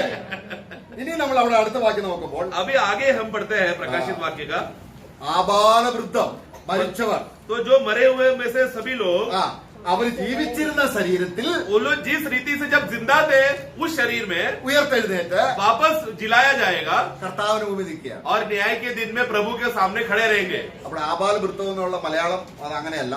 छोटे बड़े. तो छोटे बड़े, ഹിന്ദി കറക്റ്റ് ആണ്. हिंदी में करेक्ट आया, छोटे और बड़े. ആബാലവൃത്തം എന്ന് പറഞ്ഞാൽ കൊച്ചു കുഞ്ഞുങ്ങൾ വരുമെന്നാണ്. मलयालम का भाषा में लिखा है सब प्रकार के मरे हुए लोग, मतलब उसमें छोटे बच्चे भी आते हैं. परंतु ये ऐसा नहीं है. छोटे बड़े का अर्थ है സ്മോൾ ആൻഡ് ഗ്രേറ്റ്. जो छोटे हैं और महान है, वैसा अर्थ है. നമ്മൾ 62 സങ്കീർത്തനം 9 വാക്യത്തിൽ വായിക്കുമ്പോൾ അതേ ഈ പ്രയോഗമാണ് അവിടെ. 69. Men of low degree and men of high degree, ചെറിയവരും വലിയവരും. 69 62:9 Psalm 62:9. भजन तज़किरा 62 का 9 पढ़ना. सचमुच नीच लोग तो अस्थाई है और बड़े लोग मिथ्या ही है. तो नीच और बड़े लोग, हाँ, ഇല്ലേ? എന്ന് പറഞ്ഞാൽ नीच और बड़े लोग. नीच मतलब छोटे लोग, ചെറിയവരും नीच मतलब छोटे लोग और बड़े लोग. और बड़े, हाँ, हाँ. महान लोग जो दुनिया में जो महान करके जीते थे वो लोग. അതേ അർത്ഥമാണ് അവിടെ ഉദ്ദേശിക്കുന്നത്. उसी अर्थ में है जो प्रकाशित वाक्य में लिखते समय में वही भाग का अर्थ में है लिखा है. അപ്പോൾ വലിയവരും ചെറിയവരും എല്ലാവരും, വലിയവരും ചെറിയവരും, കുഞ്ഞുങ്ങളില്ല. तो वहां पर बच्चे हैं करके उस अर्थ में नहीं है. छोटे बड़े मतलब जो नीच लोग, जो तुच्छ है और अपने आप को महान समझकर बड़े बड़े लोग करके बड़ा दर्जा देते थे, उस प्रकार के लोग, ഇപ്പൊ नीच और महान लोग. ഇപ്പൊ കർത്താവിന് മുമ്പിൽ ആരൊക്കെയുണ്ട്? അതുകൊണ്ടാണ് വലിയ സിംഹാസനം तो വെച്ചിരിക്കുന്നത്. इसके लिए प्रियो, ये प्रभु के सामने देखो कितने कितने प्रकार के लोग वहां पर आ गए. इसके लिए एक बड़ा महान सिंहासन रखा है प्रभु ने. അപ്പൊ മരിച്ചവർ ഉയർക്കുമ്പോൾ ആദാം മുതലുള്ള മരിച്ചവരെല്ലാം ഉയർക്കുകയാണ്. तो वहां पर देखो प्रियो, जब मरे हुए लोग वापस जिलाया गया है करके बोलते समय में मनुष्य का इतिहास जब से शुरू होता है, आदम से जितने भी उस समय से पापी जितने लोग हैं वो सब लोग उठकर आएगा. അല്ലേ? അതിന്റെ കൂട്ടത്തിൽ ആകാശവും ഭൂമിയും. उसके साथ साथ आकाश भी आएगा, फिर भूमि भी आएगा, घर का छत आएगा, दीवारें आएंगे, അതെല്ലാം ഈ വെള്ള സിംഹാസനത്തിലുണ്ട്. वो सब ये श्वेत सिंहासन में रहेगा. നമുക്ക് അതെല്ലാം ഒരു ചിത്രത്തിലൂടെ വ്യക്തമാക്കാൻ കഴിയില്ല. प्रियो, वो सब एक चित्र में प्रकट नहीं कर सकते. പക്ഷേ നമ്മൾ ആ വചനത്തിലൂടെ പോകുമ്പോൾ നമ്മുടെ ഭാവനയിൽ വരണം. ഇതെല്ലാം ഉണ്ട്. परंतु प्रियो, जब वचन पढ़ते समय में हम उस वचन का अभ्यास में वो हमको समझ में आ रहा है कि ये सब बातें भी वहां पर आएगा न्याय के दिन में. പിന്നെ അടുത്ത് നമ്മൾ 20:12 വായിക്കുകയാണ്. 20 का 12 में हम पढ़ते हैं प्रकाशित वाक्य. फिर मैंने छोटे बड़े सब मरे हुओं को सिंहासन के सामने खड़े हुए देखा और पुस्तकें खोली गई. ഓക്കെ. ഇനി അടുത്ത വാക്യം. फिर हम पढ़ते हैं पुस्तकें खोली गई. आगे, പുസ്തകം തുറന്നു ആണോ? हाँ, ഇല്ലല്ലോ. And books were open. Books ഇല്ലേ? हाँ, एंड बुक्स और हाँ. पुस्तकें बहुवचन. പുസ്തകങ്ങൾ തുറന്നു. और पुस्तकें खोले गए. ആ പുസ്തകത്തെ കുറിച്ച് നമുക്ക് അല്പജ്ഞാനം ഉണ്ടായിരിക്കണം. उस पुस्तकें क्या है करके थोड़ा ज्ञान होना चाहिए. നമ്മൾ പലപ്പോഴും ഈ പുസ്തകങ്ങൾ പറയുമ്പോൾ ദൈവസന്നിധിയിൽ ഒരു പുസ്തകമേ ഉള്ളൂ. हम लोग पुस्तक करके बोलते समय में हमारा मन हमेशा बोलता है प्रभु की उपस्थिति में तो एक ही पुस्तक है ना, അത് ജീവന പുസ്തകമാണ്. वो जीवन का पुस्तक है करके. अल्लाह. उतना ही, परंतु ऐसा नहीं है प्रियो. ഒരുപാട് പുസ്തകമുണ്ട്. बहुत से पुस्तकें हैं. അപ്പോൾ ആ പുസ്തകത്തെ നമ്മൾ വായിക്കുന്നതാണ്. उस पुस्तकों के बारे में हम पढ़ते हैं. സങ്കീർത്തനം 69:8-28 വായിക്കുന്നുണ്ട്. भजन संगीता 69 का 28 जब हम पढ़ते हैं, അവിടെ നമ്മൾ വായിക്കുന്നത് book of living, book of life അല്ല. जीवन की पुस्तक. नहीं, वो जीवन का पुस्तक नहीं आना चाहिए. हाँ. जीवित लोगों का पुस्तक ऐसा आना चाहिए. അവിടെ ജീവൻ പുസ്തകമല്ല. जीवन का पुस्तक को आप कट करो. जीवन का पुस्तक नहीं. हम लोग का नाम, विश्वासी लोगों का नाम जीवन का पुस्तक में लिखा जाएगा. वो वाला जीवन का पुस्तक नहीं है, जीवितों का पुस्तक. मतलब पृथ्वी में जितना लोग जिंदा है वो एक एक प्राणी के लिए एक एक पुस्तक है स्वर्ग में, जीवितों का पुस्तक. Book of the living. എന്ന് പറഞ്ഞാൽ ഒരാൾക്ക് ഒരു പുസ്തകം തികയത്തില്ല, ചിലർക്ക് ഒരാൾക്ക് തന്നെ പല പുസ്തകങ്ങൾ കാണും. मतलब एक आदमी ने दुनिया में इतना बड़े बड़े पाप किया रहेंगे, इसलिए उसके जीवन में एक पुस्तक काफी नहीं रहेगा, उसके बारे में प्रभु बहुत पुस्तकें उसका न्याय के लिए लिखे रखा रहेगा। അവൻ ജനിച്ച നാൾ മുതൽ मतलब उसका जन्म से लेकर भजन संगीता ब्रदर 69 का 28 जन्म से लेकर ആ ബുക്കാണ് ഇപ്പോൾ നമ്മൾ ഇവിടെ വായിക്കുന്ന वो പുസ്തകം. पुस्तक के मतलब जन्म से लेकर मृत्यु तक एक पापी ने क्या क्या बातें किया था वो सब का रहेगा। वो एक व्यक्ति के पास ही अनेक पुस्तकें रहेगा, तो मरे हुए का पूरा लोगों का कितना पुस्तकें रहेगा उस दिन? बहुत सारे, जितना നേരത്തെ മരിച്ചാല് പുസ്തകങ്ങൾ കുറയും, കുറച്ചുകൂടെ ജീവിച്ചിരുന്ന इसलिए एक मनुष्य आदमी पहले ही जल्दी बचपन में अगर मर रहा है तो एक दो पुस्तक रहेगा, क्योंकि थोड़ा ही होगा, लेकिन बूढ़ा होकर मर रहा है तो उसके बारे में ज्यादा लिख रहा है ना। പലരും ചിന്തിക്കുന്നവർ 60 വയസ്സ് കഴിഞ്ഞാലൊന്നും പാവമൊന്നും ചെയ്യുന്നില്ല, പാവങ്ങളാണ്. कुछ लोगों को लगता है कि 60 साल हो गया, बूढ़ा हो गया तो मतलब ज्यादा पाप करने नहीं हो गया, बेचारा आदमी बेचारा बूढ़ा है करके ऐसा मनोभावना है। എന്നാൽ 60 വയസ്സ് കഴിയണം, ആഗ്രഹങ്ങളും മോഹങ്ങളും എല്ലാം നിയന്ത്രണം വിട്ടുപോകും. കാരണം प्रियो ഇപ്പോൾ लेकिन 60-70 साल हो गया तो मतलब क्या है प्रियो? उस समय में जो जवानी में अभिलाषाओं को और जो आग्रह को नियंत्रण करके रखा था, 60 साल हो जाने के बाद क्या उसका नियंत्रण वो कर नहीं पाता है, पूरा खुल जाता है वो आदमी। അപ്പം ഈ രക്ഷ നഷ്ടപ്പെട്ടു പോകും എന്ന് പറയുന്നവർ ഉപയോഗിക്കുന്ന ഒരു വാക്യം ഇതാണ്. മോശ പറഞ്ഞിട്ടുണ്ട്, ദൈവമേ നീ എന്റെ പേര് ജീവൻ പുസ്തകത്തിൽ നിന്ന് മാറ്റണം. तो प्रियो जो लोग सिखाते हैं मंडली में कि तुम जो विश्वासी लोग है संभाल कर जीना, तुम लोग पाप करेगा तो प्रभु जीवन का पुस्तक से नाम हटा देगा, तुम लोग दोबारा पापी बनोगे, तुम लोग को प्रभु वापस नरक में डालेगा, ऐसे एक अभ्यास सिखाते। क्यों? क्योंकि मूसा ने ऐसे एक वाक्य में कहा कि मेरा नाम जीवन का पुस्तक से नहीं मिटाना, लेकिन वो ബുക്ക് ഓഫ് ലൈഫ് അല്ല, परंतु वो परिभाषा गलत है। जीवन का पुस्तक नहीं है वो, ബുക്ക് ഓഫ് ലിവിംഗ്. जीवित लोगों का पुस्तक, मतलब जो जिंदा है वो जिंदा लोगों का हर एक प्राणी का एक पुस्तक है, उस पुस्तक में से मेरा नाम मत मिटाओ, ऐसा मूसा कह रहा था। അപ്പൊ കർത്താവ് അദ്ദേഹം ദൈവത്തോട് പ്രാർത്ഥിക്കുകയാണ്, और वो प्रार्थना कर रहा है എന്റെ പേര് അതിങ്ങനെ വെട്ടണം. मेरा नाम मिटा दे उसमें से। അതിന്റെ അർത്ഥം എന്താണ്? उसका मतलब क्या है? ഞാൻ മരിക്കണം. मुझे मरना है। അപ്പൊ ദൈവത്തിന്റെ കയ്യിൽ ഒരു പുസ്തകമുണ്ട്. तो प्रभु के हाथ में एक पुस्तक है, മനുഷ്യൻ ജനിക്കുന്നത് മുതൽ मनुष्य जन्म से लेकर മരിക്കുന്നത് വരെ उसका मरने तक റെക്കോർഡുകൾ രേഖപ്പെടുത്തി വെക്കും. उसका सारा रिकॉर्ड जो भी बातें हैं वो सब उसका वो हर एक व्यक्ति का पुस्तक रहेगा जिसमें लिखा जाएगा। അവിടെ നമ്മള് യെശയ്യാവിന്റെ പുസ്തകം നമ്മളെ ഒരുപാട് വാക്യങ്ങളിലുണ്ട്. ദൈവം നമുക്ക് ഒരു വാക്യം മാത്രം വായിക്കാം. बहुत से वाक्य है, परंतु एक दो वाक्य ही कट पड़ेंगे अभी। നമ്മൾ യെരമ്യാവിന്റെ പുസ്തകം 17-ാം അധ്യായം 1-ാം വാക്യത്തിൽ यिर्मयाह का पुस्तक 17 का 1 में हम पढ़ते हैं, यहूदा का पाप लोहे की टाकी और हीरे के नोक से लिखा हुआ है, वह उनके हृदय रूपी पटिया उनकी वेदियों के सींगों पर भी खुदा हुआ है। നോക്കുക, ഈ ഇസ്രായേലിന്റെ പാപം, इसराइल का पाप को, ഇസ്രായേലിന്റെ പാപം എന്നല്ല, ഏതൊരു മനുഷ്യനും ഭൂമി ജീവിച്ചിരുന്നാൽ അവന്റെ ഇരുമ്പാണി കൊണ്ട് അല്ലെങ്കിൽ വജ്രത്തിന്റെ ആണി എഴുതെന്ന് പറഞ്ഞാൽ മായ്ച്ചു കളയാൻ ആർക്കും तो പറ്റും. प्रियो यहाँ पर युद्धा करके बोलते समय में सिर्फ युद्धा गोत्र ऐसा नहीं, पूरा मनुष्य जात का उसका जो भी बातें है हृदय का पट्टी में लोहे से लिखा है करके बोलते समय मतलब क्या? वो मिटाया जा नहीं सकता, एक बार लिख गया तो वो छाप आ गया उसमें, അത് നമ്മുടെ പേര് രജിസ്റ്റർ ചെയ്ത് വെച്ചിട്ടുണ്ട്. और फिर वो व्यक्ति का वो प्राणी कौन है, वो प्राणी का नाम लिखा जाएगा और वो व्यक्ति का पुस्तक रहेगा, जीवन से लेकर मृत्यु तक किया हुआ सब बातें रहेगा। അപ്പൊ നമുക്ക് പേര് നമ്മളേക്കും അങ്ങനെ ഒരു പുസ്തകം ഉണ്ടോ? ऐसा हमारे लिए एक पुस्तक है क्या? ഉണ്ട്. है ഉണ്ടോ? है क्या? ഇല്ല സഹോദരങ്ങളെ, അതല്ലേ അവന്റെ പുത്രനായ യേശുവിന്റെ രക്തം. तो प्रियो ये जो जीवितों का पुस्तक का खासियत क्या है? ये पाप का विषय के विषय में वो पुस्तकों में रेखा लिखा गया, लेकिन यीशु मसीह का खासियत क्या है? उन्होंने लहू के बहा के द्वारा हृदय के पट्टी में लिखा हुआ जो भी बातें था वो पापों को प्रभु ने मिटा दिया है। നിന്റെ പാപങ്ങളെ, കാർമേഘം പോലുള്ള പാപങ്ങളെ ഞാൻ മായ്ച്ചു കളയും. तुम्हारा जो पाप है कितना भी लाल सा क्यों ना हो, मेरे पास आओ, मैं उसको धोकर शुद्ध करके सफेद कर दूंगा। യേശുവിന്റെ രക്തത്തിന്റെ കഴിവ്. അതുകൊണ്ട് നമുക്ക് ആ പുസ്തകം ഇപ്പോൾ ഇല്ല. तो इसके लिए प्रिय हमारे ये पुस्तकें क्यों हो रहा है? न्याय के लिए इस्तेमाल किया जा रहा है। ऐसा हमारे खिलाफ हमारे खिलाफ न्याय के लिए इस्तेमाल करने वाला ऐसा कोई पुस्तक नहीं है, क्योंकि प्रभु ने उसको मिटा दिया। നമുക്ക് വിരുദ്ധമായി എഴുതി വെച്ചിരിക്കുന്ന പ്രമാണങ്ങളെ ക്രിസ്തു കാൽവരി ക്രൂശിൽ ചുട്ടുകരിച്ചു. प्रिय हमारे खिलाफ लिखा हुआ हृदय के पट्टी में जो भी बातें था, प्रभु यीशु मसीह का कलवरी क्रूस का मृत्यु के द्वारा उसका लहू ने हमारे खिलाफ की बातों को सब मिटा दिया है। നിങ്ങളുടെ പാപങ്ങളെ സമുദ്രത്തിന്റെ ഏറ്റവും ആഴത്തിലേക്ക് എറിഞ്ഞു കളഞ്ഞു. हम पुराने नियम में पढ़ते हैं कि हे मनुष्य, तेरा पाप को मैंने समुद्र के गहराई के नीचे मैंने डाल दिया है. യേശു ക്രിസ്തു കടം വീട്ടി എന്ന് പറഞ്ഞാൽ എന്താ അർത്ഥമാക്കുന്നത്? यीशु मसीह ने हमारे कर्ज को चुकता कर दिया है बोलते समय में उसका क्या अर्थ हम निकालते हैं? നമ്മുടെ പുസ്തകം അവിടെ ഇല്ല. मतलब हमें जो पाप के द्वारा जो कर्ज हो गया था वो रेखा का पुस्तक नहीं है, നമ്മുടെ പേര് ഇവിടെ വന്നു. क्योंकि और फिर हमारा नाम कहाँ पर लिख दिया? जीवन ആ, जीवन का पुस्तक में, എന്നാ നിത്യജീവൻ. मतलब अनंत काल का जीवन. Praise the Lord. Amen.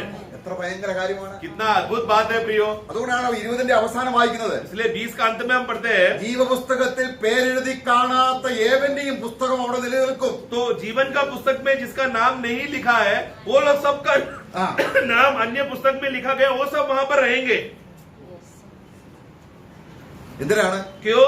ഒരു പാപിയെ ശിക്ഷിക്കുമ്പോൾ एक पापी को जब दंड देगा प्रभु, ഈ പുസ്തകങ്ങൾ തുറക്കും. सारा पुस्तकें खोला जाएगा. ഒരാൾക്ക് 10-12 പുസ്തകങ്ങൾ കാണും. शायद एक प्राणी को 10, 12, 20 पुस्तक रहेगा. അപ്പൊ കോടതിയിൽ കുറ്റപത്രം വായിച്ചു കേൾപ്പിക്കണം. तो जब न्याय करते समय में न्यायालय में क्या होगा, उसके दोष के विषय में जो जो दोष था वो सारा पुस्तक का दोष न्याय के दिन सफेद सिंहासन में खोला जाएगा. അപ്പൊ ആ പുസ്തകത്തിൽ എഴുതുന്നതിനനുസരിച്ച് और जैसा जैसा पुस्तक में जिस रीति से लिखा गया है उसके अनुसार ശിക്ഷ ഉണ്ടാവും. दंड होगा, न्याय होगा. വായിച്ച്. पढ़ेंगे हम लोग 20वां अध्याय. പുസ്തകങ്ങൾ തുറന്നു. और फिर एक पुस्तकें खोला गया. हाँ, अर्थात और फिर एक पुस्तक खोली गई हाँ। और अर्थात जीवन की पुस्तक, और जैसा उन पुस्तकों में लिखा हुआ था वैसे ही उनके कामों के अनुसार. ആ, അപ്പം ജീവന്റെ പുസ്തകത്തിൽ എഴുതിയിരുന്നതനുസരിച്ചല്ല, तो जीवन का पुस्तक में क्या क्या लिखा है उसके अनुसार ऐसा नहीं, പിന്നെ അത് परंतु कौन सा पुस्तक है जो पहले पुस्तक है खोला था उसमें क्या क्या लिखा है उसके अनुसार है. ആ പുസ്തകം നമുക്ക് ഇന്ന് നിലവിലുണ്ടോ? तो ऐसा पुस्तक जहाँ पर हमारा पाप के बारे में लिखा गया है जो प्रभु खोलकर स्मरण करेगा, ऐसा पाप का पुस्तक हमारा पुस्तक अभी है क्या? नहीं. അതുണ്ടെങ്കിൽ अगर മനസ്സിലാക്കി വരും. अगर वो पुस्तक अभी भी है तो हम लोग फिर सफेद सिंहासन में खड़े रहेंगे. അതാ ക്രിസ്തുവിൽ വിശ്വസിക്കുന്നവർക്ക് ഇനി ശിക്ഷാവിധിയില്ല. इसलिए प्रियो जो मसीह में विश्वास करता है दंड की आज्ञा नहीं. ദൈവം നമ്മളെ രക്ഷിക്കുന്ന യേശു ക്രിസ്തു അതിനാണ് കഷ്ടം അനുഭവിച്ചത്. उस विषय को वो न्याय का पुस्तक जो दंड का पुस्तक है जो हमारे खिलाफ लिखा था उसको हटा के फेंकने के लिए तो प्रभु यीशु मसीह जान दिया. നമുക്ക് വിരുദ്ധമായി എഴുതിയ കൊലോസ്യലേഖനത്തിലുള്ളത് कोलोसे का पुस्तक में हम पढ़ते हैं कि हमारे खिलाफ जो लिखा हुआ सभी बातों को. അതാ കർത്താവ് പറഞ്ഞത്, നിങ്ങളെ ഭൂതങ്ങളെ പുറത്താക്കുന്നുണ്ടെന്നും അല്ല സന്തോഷിക്കേണ്ടത്. इसके लिए प्रियो प्रभु कहता है लूका 10 में तुम लोग दुष्टात्मा को बाहर निकाला उसमें तुम लोग खुश नहीं होना, നിങ്ങളുടെ പേര് സ്വർഗത്തിൽ എഴുതിയിരിക്കുന്നു. परंतु तुम्हारा नाम स्वर्ग में लिखा गया है. സ്വർഗത്തിൽ എഴുതിയെന്ന് മാത്രമല്ല, स्वर्ग में लिखा है उतना ही नहीं, എബ്രായ ലേഖനം 12-ാം അധ്യായത്തിൽ इब्रानियों 12 में हम पढ़ते ഒരു हैं പ്രത്യേക പദം അവിടെ എഴുതിയിട്ടുണ്ട്. वहां पर एक खास शब्द इस्तेमाल किया है. നമ്മുടെ പേര് അവിടെ രജിസ്റ്റർ ചെയ്തിരിക്കുന്നു. हमारा नाम को वहां पर रजिस्टर किया है करके हम पढ़ते हैं. നമ്മുടെ എബ്രായ ലേഖനം 12-ാം അധ്യായം स्वर में लिखे हुए हैं. वो सिर्फ लिखे हुए करके आया है. അവിടെ ലിഖാഹുവ എന്നല്ല, अरे उसका 22 का 12 का 23 में मराठी है क्या किसके पास? स्वर्गातली यादीतल्या ज्येष्ठांचा समाज व मंडळी सर्वांचा लिहा ले मतलब लिखा रजिस्टर्ड मतलब क्या है ना कि वो इंग्लिश में लिखा है रजिस्टर कर दिया, मतलब क्या वो छाप हो गया, मतलब बुझा नहीं जाएगा तो मिटेगा नहीं. രജിസ്റ്റർ ചെയ്തിരിക്കുക. तो स्वर्ग में विश्वासियों का नाम क्या है? रजिस्टर करके रखा है. സ്വർഗത്തിന്റെ സീലുണ്ട്. मतलब उसमें स्वर्ग का मोहर है.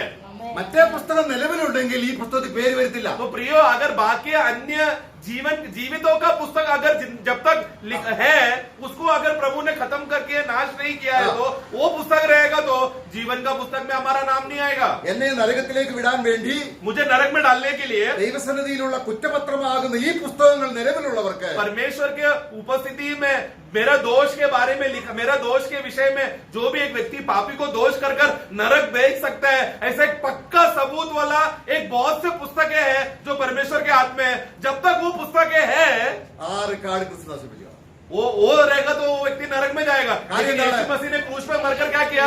जिन जिन लोगों के लिए प्रभु मरा और नया जन्म पाए हुए लोगों का उन लोगों का पुस्तकों को लेकर प्रभु रिकॉर्ड को खत्म कर जला दिया. പാപത്തിന്റെ ശമ്പളമാകുന്ന നാം ക്രിസ്തുവിനോട് മരിച്ചു. पाप का मजदूरी जो मृत्यु था वो मृत्यु को हमने क्या किया? हम मसीह के साथ मर गए. Praise the Lord. हमें ക്രിസ്തുവിനോട് മരിച്ചു പോയെങ്കിൽ ഇനി ന്യായം വിധിക്കാൻ യാതൊരു രേഖയില്ല. ആളാണ് മരിച്ചു പോയത്. प्रियो अगर मसीह के साथ जो मर गया है तो फिर वो मृत्यु के मसीह में एक होकर मर गया तो फिर न्याय अभी नहीं कर सकते, क्योंकि न्याय का मृत्यु प्रभु ले लिया तो दोबारा न्याय नहीं करेगा, क्योंकि परमेश्वर अन्याय नहीं करता.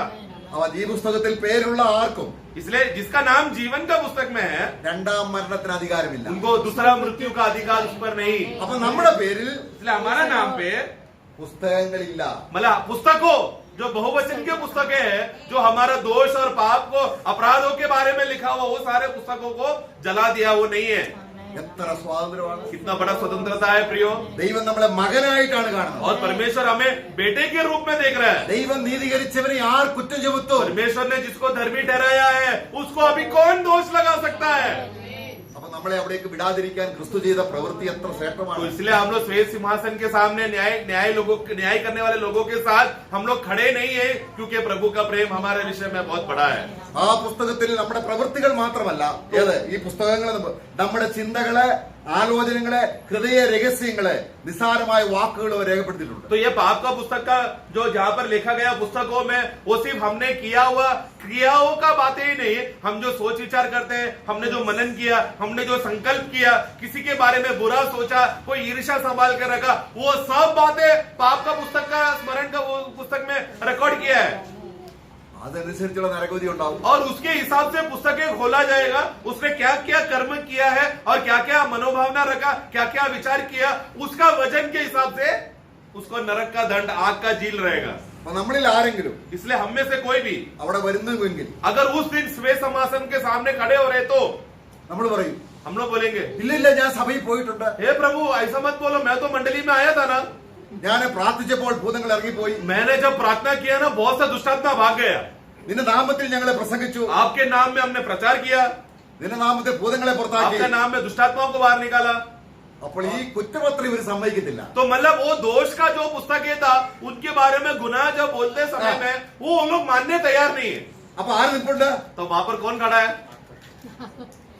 आकाश भी आकाश, पृथ्वी, दीवार, ये सब हमारा अधूल, ये सब गवाही देने के लिए खड़ा हो जाएगा. പറയിപ്പിച്ച് കുറ്റം സമ്മതിപ്പിക്കത്തില്ല. मतलब जबरदस्ती बुलवा कर गुनाह कबूल कर बोलकर ऐसा जबरदस्ती नहीं करेगा प्रभु. ഈ പോലീസ് എങ്ങനെ കുറ്റം സമ്മതിപ്പിക്കുന്നത്? पुलिस एक व्यक्ति को पकड़ता है तो उसको कैसा गुनहगार ठहराता है? मार मार के, डरा डरा कर, बोल कबूल कर, हाँ। ऐसा डरा कर करते हैं. ऐसा हमारा प्रभु नहीं करेगा. യേശു ക്രിസ്തു അങ്ങനെ ചെയ്യും. സമ്മതിക്കത്തില്ല. अगर वो पापी गुनाह को नहीं मान रहे तो നീ ചെയ്ത പാപങ്ങൾ കാണിക്കാൻ ഭിത്തിയെന്ന് വിളിക്കും. നീ ജീവിച്ച വീട്, നീ ഭക്ഷിച്ച ആഹാരം, നീ സംസാരിച്ച ആ വായു, അതാണ് ആകാശത്തെയും ഭൂമി വിളിക്കുക. तो मतलब क्या, तू जिस घर में रह रहे उसका एक एक पत्थर उठकर आएगा. तूने जो खाना खाया, तूने जो जहां पर जो धूल में जो रहा वो धूल, और तू श्वास लेते समय में झूठ बोला, गाली दिया, वो हवा जो निकला वो सारा हवा आएगा. वही है आकाश आएगा, मतलब क्या, हवाएं आकर गवाही देगा. അപ്പോൾ അവർ എന്ത് ചെയ്യും? तब वो क्या होगा? നമസ്കരിക്കും. तब वो व्यक्ति, वो पापी अपना पाप का बोध्य होकर वो दंडवत करेगा. നമസ്കരിച്ചിട്ട് दंडवत करके എവിടേക്ക് പോകും? कहा जाएगा? आग का झील में. ആരും വിടണ്ടാവും, തന്നെ പൊക്കോളൂ. मतलब उसको कोई बेचने का जरूरत नहीं है, वो अपना गुनाह का एहसास करके अपने आप आग का झील में जाएगा. ആ ന്യായവിധിയാണ് ക്രിസ്തു നമുക്ക് വേണ്ടി മാറ്റി. वो न्याय का दंड था जो प्रभु यीशु मसीह ने कलवरी क्रूस में हमारे लिए लिया. കർത്തൃമേശയിൽ പങ്കെടുക്കുമ്പോൾ इसलिए जब हम प्रभु मेज में जब भाग लेते हैं, ന്യായവിധിയിൽ നിന്ന് ഒഴിവുള്ളവരാണ്. जो प्रभु मेज का भाग लेने वाले लोगों का खासियत क्या है? वो लोग हैं जो न्याय का दंड से बचकर बाहर निकले हुए लोग हैं. सिर्फ वही लोगों के लिए मेज है. അപ്പത്തിനായും പാനപാത്രനായും സ്തോത്രം നന്ദി പറയുകയാണ്. എന്താണ്? तो इसके लिए हम लोग कभी रोटी और दाखरस के लिए प्रार्थना नहीं कर रहे, हम लोग धन्यवाद कर रहे हैं. क्यों? നിങ്ങളുടെ പാപങ്ങൾക്ക് വേണ്ടി ഞാൻ ചൊരിഞ്ഞ രക്തം. क्योंकि तुम लोगों का बहुत सा पापों के लिए जो मैंने अपना प्राण त्याग कर जो लहू बहाया, നിങ്ങൾക്ക് വേണ്ടി നുറുക്കപ്പെടുന്ന എന്റെ ശരീരം, तुम्हारे लिए टूटा हुआ मेरा शरीर, എന്റെ മാംസം തിന്നുകയും രക്തം കുടിക്കുകയും ചെയ്യുന്ന നിത്യജീവനുണ്ട്. और जो मेरा मांस खाएगा और मेरा लहू पिएगा, उसके अंदर अनंत काल का जीवन है. പ്രിയമുള്ളവരെ, നമുക്ക് ഈ പുസ്തകങ്ങളിൽ തുറക്കപ്പെടാതിരിക്കത്തക്കവണ്ണം ക്രിസ്തു അനുഭവിച്ച വേദന. इसलिए प्रिय, हमारे खिलाफ लिखा पट्टियों का बहुत से पुस्तकें थे, वो हमारे खिलाफ नहीं उठ पा रहा है. उसके लिए प्रभु ने किया हुआ कार्य कितना महान है.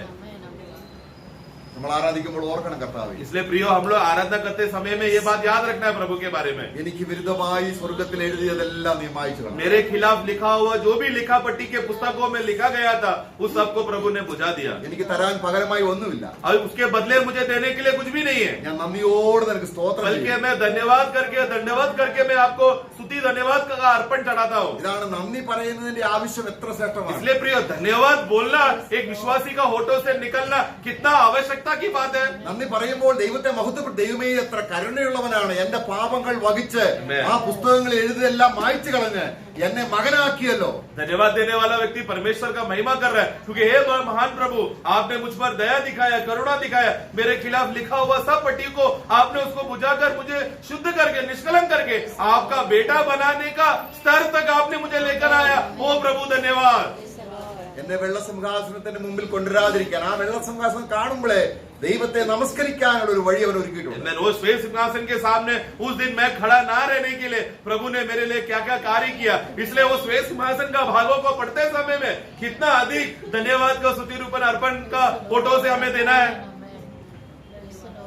നമുക്ക് നന്ദിയോടെ അവനെ സ്തുതിക്കാം. इसलिए आओ प्रियो, हम लोग धन्यवाद के साथ प्रभु को हम लोग आराधना करें। ഞാൻ ആ ഉദ്ദേശ വിഷയം തീർന്നില്ല. मैं जो सोचा उद्देश्य विषय खत्म नहीं हुआ। കഥ അനുഭവിച്ചാൽ നമുക്ക് അടുത്ത ആഴ്ച നോക്കാം. प्रभु का अगर इच्छा हो तो अगला हफ्ता दिया तो कंटिन्यू करेंगे। അഥവാ കർത്ത അതിന് സമയം കിട്ടിയില്ല എങ്കിൽ, अगर सोचो कि समय नहीं मिला तो, നമ്മൾ കൈവിടപ്പെട്ടാൽ अगर और यहाँ पर कोई छुड़ गया, പിന്നെ വേറെ രക്ഷയില്ല. फिर प्रियो आगे दूसरा उद्धार नहीं है। ദൈവം യഹൂദന്മാരിലേക്ക് തിരിയും. क्योंकि प्रभु मंडली का चैप्टर खत्म करके यहूदियों की ओर मुड़ने वाला है। അവിടെ ഇത്ര വലിയ രക്ഷ इसलिए इतना बड़ा उद्धार को നമുക്ക് പരിഗണിക്കാം. हम लोग उसका मूल्यता दे। കർത്താവ് സഹായിക്കും. प्रभु हम सबको सहायता करे।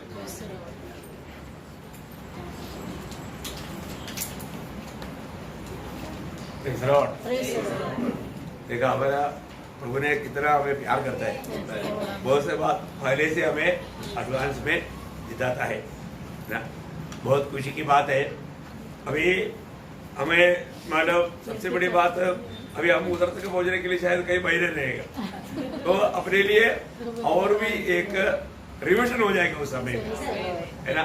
मतलब हमें बार बार सुनने से इस बातों में और भी प्रकाश बढ़ेगा। लेकिन हमें कोई डरने की जरूरत नहीं, क्योंकि ये हमारे लिए नहीं, ये हमारे लिए जो है वो कहाँ पर है? प्रभु का न्यायासन में है। और तुम लोगों के लिए प्रभु का न्यायासन में हम आएगा इधर, क्योंकि दुनिया का अंत में क्या होगा? यहाँ पर रहने वाला उन कैदी आत्माओं को, उन दूधों को, सबको वहां पर, यहाँ पर रहने वाला वो धनवान, वो सारे पावी कई इनसे लेकर के सब लोग यहाँ पर आएगा, है ना। कितना बड़ी बात है। तो उस स्वर्ग सिंहासन में हमको जाने की जरूरत है क्या? नहीं वो हमारे नहीं, है ना। आप लोगों को समझ में आया होगा, है ना। टोटल ऐसा हम देखता है तो प्रभु यीशु मसीह का 5 सिंहासन है। आज प्रभु एक सिंहासन में, उसको बोलता है कृपा का सिंहासन, है ना। कृपा का सिंहासन से प्रभु थोड़ी समय के बाद में न्यायासन में आएगा। वो न्यायासन किसके लिए है? पवित्र लोगों के लिए। इसके बाद में प्रभु महिमा का सिंहासन में आएगा। महिमा का सिंहासन किसके लिए है ना। उस समय में यहूदी लोगों को जिन्होंने मदद किया था, ये किया। इसके बाद में 4वां सिंहासन है राजासन। यीशु मसीह यरूशलेम केंद्रित होकर के 1000 साल राज्य करेगा। इसके बाद में आखिरी सिंहासन है ये सिंहासन। तो ऐसा हम लोग बाइबल में ये सब बाद में हम लोग धीरे धीरे देखेगा। एक एक बातों में प्रकाशित वाक्य का स्टडी में आपको भविष्य में होने वाला अनंत काल का सारे बात यहाँ पर प्रभु का वचन में प्रकाशित किया है। तो जब प्रभु का नाम लोग आता है, इन बातों के बारे में जब बताता है, तो विश्वास करता हूँ कि हमारे लिए और भी एक मतलब प्रोत्साहन का बात है कि प्रभु ने हमें उस अवस्थाओं से बचाया, है ना। और हमें प्रभु का वचन का सही प्रकार का इस किताब में टोटली, है ना, उत्पत्ति से लेकर के अनेक बातों का प्रकाशन भी इसमें आया था। उसका एक कंक्लूजन है ना। तो इसलिए यहाँ पर अभी भी आपने सुना, ये जो जीवन का किताब से मेरा नाम हटा दे, तो कौन सा जीवन का किताब है? उस समय में जीवित रहने वाले लोगों का किताब है ना। तो इसका मालूम बहुत बड़ी बात है। तो बहुत लोगों को मालूम होगा, लेकिन मैं आपको बताना चाहता हूँ, नए नए लोगों को वो बात नहीं मालूम। इन सारे बातों को सही रीति में विस्तार से जानना, ना एक निर्णय होकर के प्रभु का महिमा करना कितना बड़ी बात है। प्रभु ने हमको बचाया, प्रभु ने हमको इतना बड़ा पना हमारे ऊपर आने के लिए उठे लाई, बहुत श्रेष्ठ बात है। प्रभु को धन्यवाद देता है। प्रभु का दासों को प्रभु का वचन बोलने के लिए, प्रकाशित करने के लिए प्रभु ने इस्तेमाल किया, उसके लिए प्रभु को धन्यवाद देते हैं। प्रभु उनको आने वाले दिनों में भी और भी अधिक प्रभु का महिमा के लिए इस्तेमाल करने के लिए बहुत लोग प्रार्थना करें। आइए इस समय प्रभु को सारी महिमा देते हुए हम सब लोग प्रार्थना में रहेंगे। तब में प्रार्थना में अगुवाई करेंगे।